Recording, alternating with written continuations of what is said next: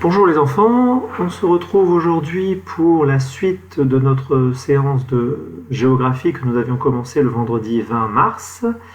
Donc le vendredi 20 mars, je vous aviez demandé de compléter ce grand tableau avec les 5 cartes et puis de trouver pour chaque foyer de population et pour chaque désert humain les caractéristiques du relief, les différents climats, les risques. Si c'était un foyer de population en désert humain qui existe depuis l'Antiquité ou qui était plutôt récent, et si l'agriculture était apparue récemment ou anciennement dans ce foyer de population de ces déserts humains. Vous m'avez envoyé votre travail, je vous en remercie. À ce propos, justement, dès que vous m'envoyez un travail, j'essaie de vous répondre que je l'ai bien reçu. Alors, bien entendu, je ne peux pas répondre 3 minutes après que vous me l'ayez envoyé. Je suis comme vous, j'ai du mal à me connecter à l'ENT, je suis limité dans le temps. Voilà, je réponds au plus vite, mais dans tous les cas, je répondrai à tous les mails que vous m'enverrez lorsque vous m'enverrez un travail pour être sûr pour vous rassurer, pour vous dire que j'ai bien reçu le travail. Donc pour cette séance d'aujourd'hui, ce que je vous propose, c'est de la diviser en 2 étapes. On va tout d'abord corriger le travail que vous avez dû me rendre, que vous avez fait vendredi et que vous avez dû me rendre, puis on va attaquer l'activité écrite suivante. Donc tout d'abord, on va corriger ce travail. Alors comment on va s'y prendre? Eh bien, je vais vous le donner, ce corrigé. Je vais vous le donner, vous allez pouvoir le trouver en cliquant sur le lien télécharger les différents documents. Et donc ce corrigé, vous allez pouvoir soit l'imprimer. Alors il n'y a aucune obligation d'imprimer puisque je me doute bien que tout le monde n'a pas forcément d'imprimante. Mais bon, si vous en avez une, que c'est possible d'utiliser, utilisez-la. Si jamais vous n'avez pas d'imprimante, ce que je vous demanderai de faire, c'est de le recopier.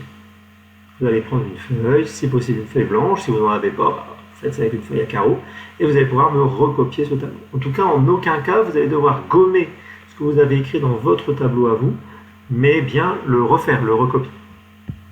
Donc voilà. Une fois que vous aurez recopié ou imprimé le tableau, ce qui pourrait être bien pour vérifier un petit peu votre travail, pour vous auto-évaluer, vous auto-corriger, eh bien c'est de vérifier chacune des informations, vérifier si vous avez mis les bonnes informations, les mêmes que vous. D'accord? En sachant que vous serez bien, sachant que même si vous me l'avez envoyé, c'est important de ne rien changer dans votre tableau. Vous laissez, vous ne corrigez rien, même si vous avez fait une erreur. Donc voilà, ça c'est la première chose. Deuxième chose que nous allons faire, eh bien, nous allons utiliser ce tableau pour passer à la seconde activité que je vous ai préparée et que vous allez réaliser après les explications que je vais vous donner. Comme toujours, vous allez pouvoir le trouver dans la page de téléchargement. Et donc cette deuxième activité, la voici. Je vais vous demander d'essayer de trouver des explications à l'inégale répartition de la population sur la Terre. Je vais lire la consigne, la question avec vous. En quoi les formes de relief, les climats, les risques, la répartition de la population depuis l'Antiquité ou la naissance et la diffusion de la culture dans le monde peuvent expliquer l'inégale répartition de la population sur la Terre. Je vous rappelle qu'on étudie l'inégale répartition de la population sur la Terre, qu'on essaie donc d'expliquer pourquoi cette répartition est inégale, et donc nous allons utiliser les différentes cartes, la carte du relief, comme vous pouvez le voir ici, la carte du relief, la carte du climat, la carte des risques, la carte de la répartition de la population dans le monde depuis l'Antiquité et la carte sur la naissance et la diffusion de l'agriculture dans le monde. Alors, on va utiliser ces 5 cartes qu'on a déjà vues, et puis pour essayer de trouver des raisons à cette inégale répartition de la population dans le monde. Alors, vous n'allez pas réutiliser les cartes et reprendre les cartes, vous allez utiliser votre tableau de correction, puisque les réponses, vous les avez pour chacune des 5 cartes ici. D'accord ? Donc on continue la lecture de la consigne. Pour répondre à cette question, tu dois faire une hypothèse à partir du thème que tu étudies, alors plutôt du thème que tu étudies à partir d'un thème de ton choix, et tu dois vérifier si ton hypothèse est vraie ou fausse en justifiant ta réponse. Une fois que tu as terminé de justifier ta première hypothèse, tu en fais une autre, tu la vérifies en justifiant, et ainsi de suite. Moi, je vais vous demander de faire, vous voyez, 3 hypothèses. Hypothèse 1, hypothèse 2, hypothèse 3, et de vérifier l'hypothèse 1, l'hypothèse 2, l'hypothèse 3. Alors, qu'est-ce que j'entends par une hypothèse? Une hypothèse, c'est ce que vous pensez, vous essayez de trouver une raison qui va expliquer la localisation des foyers de population des déserts humains aujourd'hui. D'accord? Une hypothèse, elle n'est pas forcément vraie. Je ne vous demande pas de trouver la bonne hypothèse ou les bonnes hypothèses. Ce n'est pas grave si vous trouvez des hypothèses qui, lors de leur vérification, seront fausses. Vous n'êtes pas évalué sur le fait que votre hypothèse est vraie ou fausse. Vous êtes évalué sur le fait d'être capable de faire une hypothèse. Moi, je m'en moque qu'elle soit vraie ou fausse, c'est pas du tout ce que je cherche. Je cherche simplement à vous faire travailler la rédaction d'une hypothèse. Alors, pour que ce soit plus clair pour vous, je vais vous proposer deux exemples. Je vais faire deux exemples en live. Comme ça, vous pourrez vous inspirer de ces deux exemples. Bien entendu, vous ne pouvez pas les utiliser, il faudra en faire d'autres. Mais je vous propose deux exemples. Alors, voilà la feuille où je note les deux exemples. Les deux exemples, je vais les enregistrer aussi. Vous pourrez les télécharger, les garder. Et ça vous permettra d'avoir ces deux exemples à la maison, autrement que sur le NT. Vous pouvez même les recopier si vous voulez. Et ça vous permettra d'avoir ça pour pouvoir vous faire vous-même vos propres hypothèses. Je rappelle que vous ne devez pas utiliser les exemples que j'ai faits. Ils doivent vous aider, mais vous n'avez pas le droit de les utiliser. Donc si je prends mon tableau, donc voilà, j'ai trois hypothèses à faire, même si je vous ferai que deux exemples, imaginons que j'en ai trois, et que je décide de faire une hypothèse sur cette colonne-là, puis sur cette colonne-là, et enfin sur cette colonne-là. Je rappelle, trois hypothèses, une hypothèse par colonne, une hypothèse par carte. Vous choisissez, ça m'est égal. D'accord ? Donc je décide par exemple de faire une hypothèse sur la carte des climats. Donc pareil, lorsque vous allez faire votre hypothèse, soit vous allez choisir une hypothèse qui va s'intéresser aux foyers de population, soit vous allez faire une hypothèse qui va s'intéresser au désert humain. Là encore une fois, c'est pareil, c'est vous qui choisissez. Soit vous trouvez une raison qui explique la localisation des foyers de population, soit vous trouvez une raison qui explique la localisation des déserts humains. Dans l'hypothèse 1, vous pouvez très bien utiliser la carte des climats et vous intéresser au désert humain. Dans l'hypothèse 2, la carte des risques et vous intéresser Dans l'hypothèse 1, la carte des climats et s'intéresser aux foyers de population. Dans l'hypothèse 2, utiliser la carte des risques et s'intéresser au désert humain. Dans l'hypothèse 3, les grands foyers d'ensemble dans le monde et utiliser les déserts humains. Ça va être égal, ça vous faites comme vous voulez.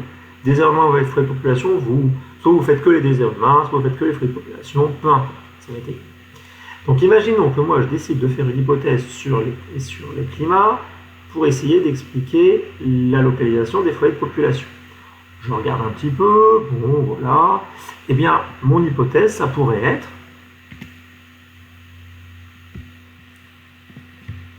les foyers de population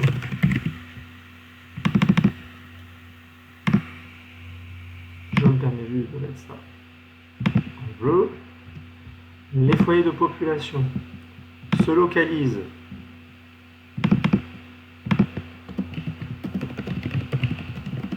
à cet endroit sur la planète, donc ça veut dire qu'ils se localisent là où on les a localisés en classe, car, j'ai dit que je faisais une hypothèse en utilisant les climats, car ils ont tous un climat tropical.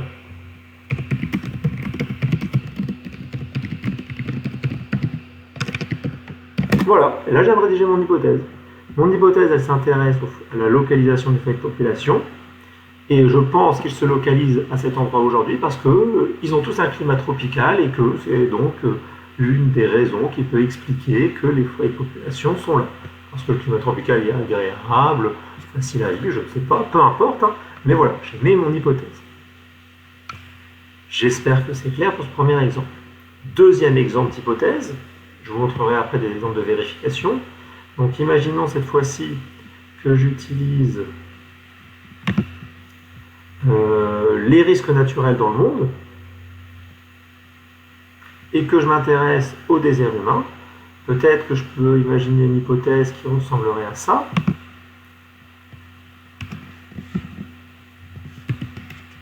Les déserts humains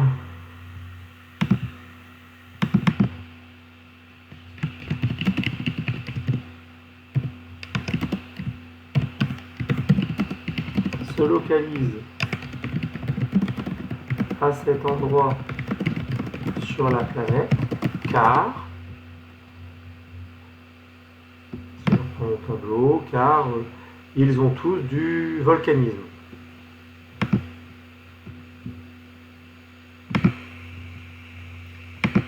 Car tous les déserts humains sont soumis à un risque de volcanisme. Voilà, mon hypothèse et que donc, les déserts humains, la localisation des déserts humains peut s'expliquer parce qu'il y a toujours du volcanisme dans les déserts humains, et donc le fait qu'il y ait des éruptions volcaniques possibles, ça explique que les gens n'aillent pas vivre là, ça explique qu'on a des déserts humains. D'accord? Voilà mes deux hypothèses.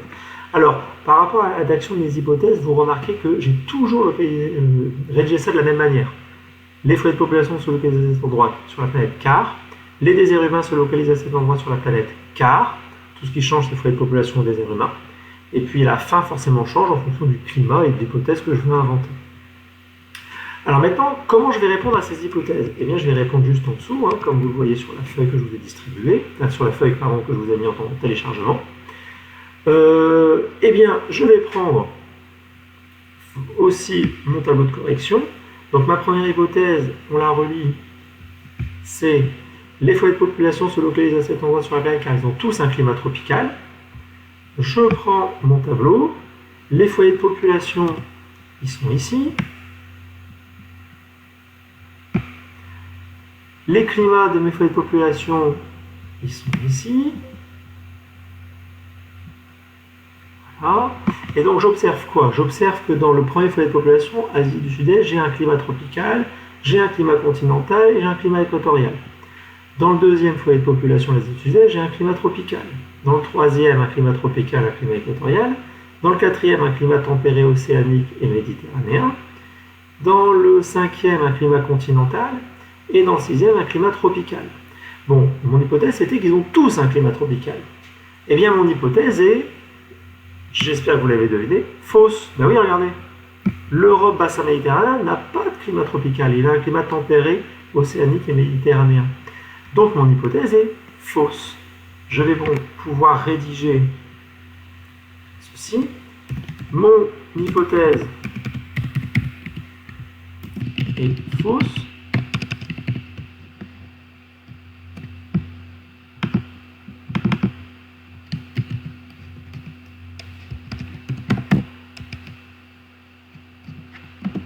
Car, et donc c'est là où ça va être important, il va falloir justifier en donnant un exemple, car l'Europe, le foyer de population,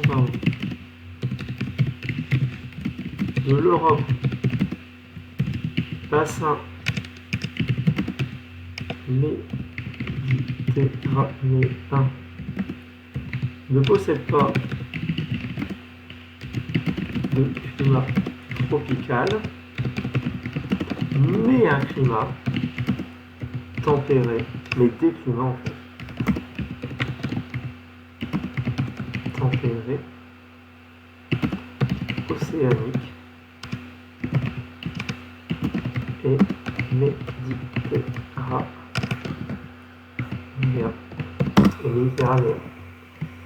Point. Donc vous voyez, mon hypothèse là est fausse. Et pour autant, j'ai quand même réussi à faire une hypothèse et à la vérifier. Elle est fausse, comme je vous l'ai expliqué, parce que de tous les foyers de population, l'Europe, bassin méditerranéen, est le seul qui n'a pas de climat tropical. Donc mon hypothèse ne peut pas être valable. Faisons la même chose pour l'hypothèse numéro 2. Donc on la relie, les déserts humains se localisent à cet endroit sur la planète car tous les déserts humains sont soumis à un risque de volcanisme. Si je prends mon tableau, donc je prends cette fois-ci mes déserts humains.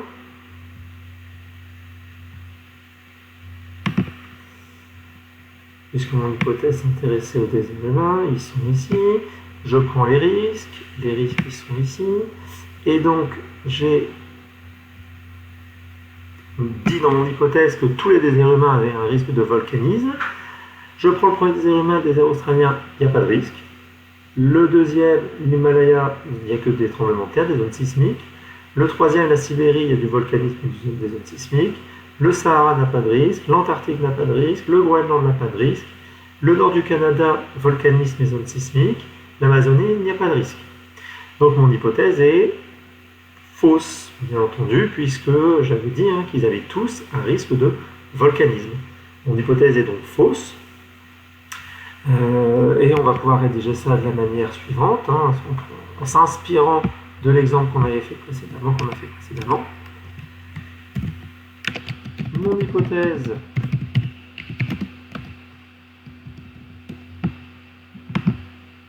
est fausse. car tous les déserts humains n'ont pas de risque de volcanisme, comme par exemple, et alors là vous allez pouvoir choisir un exemple d'un désert humain qui vous permet de prouver que votre hypothèse elle est fausse. On avait vu, je ne sais pas moi par exemple, vous pouvez prendre le Groenland, ne possède aucun risque. Car, non pas de risque, voilà, comme par exemple le Groenland, qui ne possède aucun risque. Voilà, bah écoutez, je vous laisse en téléchargement ces deux exemples, comme ça vous pourrez bien les avoir, bien les lire et prendre le temps de les relire et de les comprendre. Par rapport à votre travail, vous pouvez, encore une fois, si vous possédez une imprimante, je vous donne le document en format PDF, comme ça vous allez pouvoir l'imprimer. Si ce n'est pas le cas, eh bien vous répondez sur une feuille qu'on collera dans le cahier quand on se reverra. Ce travail, bien entendu, est à m'envoyer via la messagerie de l'ENT, comme vous l'avez déjà fait. Bien, bah écoutez, bon courage, travaillez bien, et on se retrouve pour la prochaine séance de cours vendredi. Au revoir les enfants.